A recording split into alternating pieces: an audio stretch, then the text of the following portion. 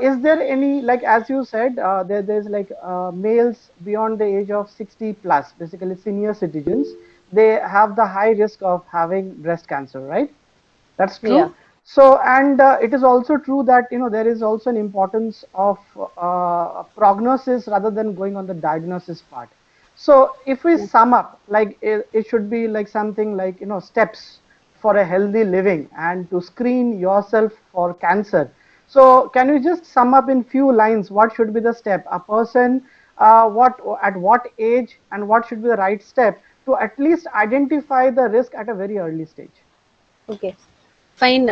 If we talk about age, I must mention that in our studied cohort, we got around 30% of the population below the age of 20.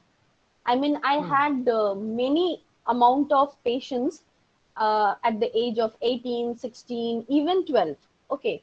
So they are females.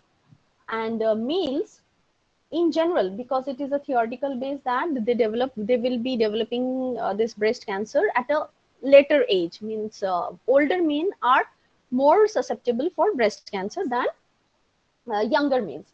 But West Bengal and the studied cohort, our personal study which I would like to mention, for that I found it is generally a disease of the middle age group. Around 40 to 50 were mainly affected with this disease. The reason I could say that, mainly these days people are more inclined towards beautification, and for those beautification they are going for certain oral medications which involves hormonal therapies. So all these Mhm. hormonal therapies will trigger your DNA and will trigger to have your DNA damage. And DNA damage is one of the most important factor that leads to cancer. Right. And these days, as I can say that I already mentioned that there is a trend of having sex reassignment. Okay, these individuals, Mhm. though successful or unsuccessful, they will take a huge dose of medications, and these medications will do nothing but will help you to increase your estrogen level at the optimum. And what happens? Your excess estrogen, because for estrogen receptor site, for females we have two sites, breast and ovaries, and for males it is only breast. So when you have accumulation of or a dumping of excess estrogen, where it will go? It will not flush out of your body easily. It will try to get accumulated in your estrogen receptor sites, and for male it is the breast.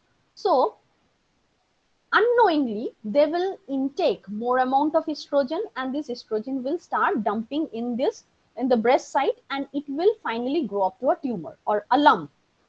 For males it is easy to feel the lump, as I already mentioned. It is easy, but males feel that we cannot have breast cancer. And if I go up to a clinician or doctor, they might people will know, people will be aware about it. My relatives will come to know, my family members will come to know, and I might be questioned about my masculinity. I might be questioned Mhm. about whether I am a male or not. So they keep on hiding. They keep on going to skin doctors. They will go for this kind of skin treatments, thinking that they are having certain skin allergies or any kind of skin eruptions, and this will delay the process. And finally, when the tumor has grown inwardly to the lymph, they will face some other problems, and already they are in a stage when not radiation, not any kind of medication can help. So it is better to be aware of the disease and have a self breast cancer checkup, which you can easily do. You can Google it up, and Google will show images where you can have a self breast checkup regularly. And it is said that everyday checking is not healthy. In 3 months once you can have a breast self checkup, and if you feel somehow you are growing any kind of lump, without any delay and without any hesitation, go up to a clinician. Maybe a clinician can be your close friend or somebody. Just have a regular checkup, and that will help you to have a healthier life. And it will only help you to, not only because cancer is such a disease wherein you don't die yourself, you will die along with your family, physically and economically. So better to have early kind of prognosis, which we call early detection, and help it not to grow. That's it. Okay. And when we talk of prognosis, I think it is very important that we also understand our genetic history, isn't it? Yeah.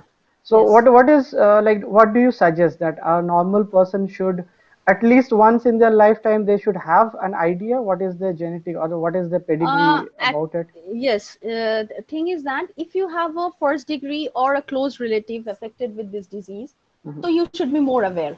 And as I mentioned that in India, genetic screening is not that, I mean, easy because of the cost.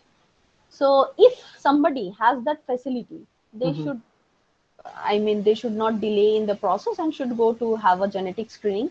And if somebody, not to know the genetic screening or not to know the genetic profiling, if somebody knows that, yes, I have a very close relative affected with this disease, so Hmm. you are more than 50% of a chance of getting your disease. So do not delay, control your environmental factors, control your other factors that can add up to the risk, and not allow your genetic predisposition to take the role.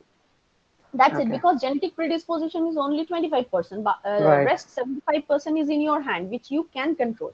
If you Correct. control your environment, so genetics will not try to play its role. Yeah, that's true. That's true. I think a healthy living is the key. Okay, Yes. you have done a lot of field work, right? And especially with topic like this, how is the reaction when you talk? Suppose if you go to a village and you tell a Hmm. group of men that look, you may have no a possibility of having breast cancer. So you have had any such Uh, experiences?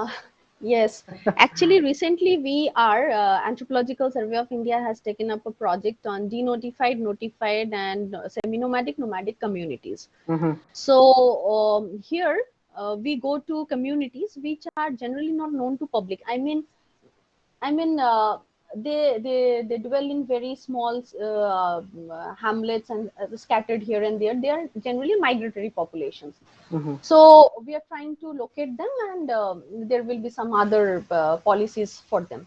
So we went to certain fields, and we have done field work among certain communities. I will not mention the name of the community.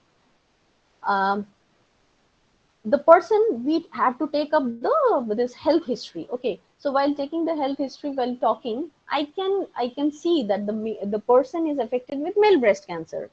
Okay, he is having symptoms. Even doctor has mentioned, but when I'm saying that, he only said that, madam ji, ये सब फालतू बकवास मेरे सामने मत करो, ये हो ही नहीं सकता, ये थोड़ी हम लोगों का डिजीज है. So this is the thing. Now thing is that people in this urban setup, Mm-hmm. they don't believe that yes, males can have breast cancer. How will I even imagine that a person living in a rural setup will have this Accept kind of this. awareness, and Right. acceptance? So it is our duty, our job, not to constrain ourselves to this laboratory and to research publications, but to write something which will which will reach to them. And even during our small meetups, even we go with NGOs or something for any other work, we can have Mm-hmm. a small awareness program wherein we can help them to get aware about this kind of disease.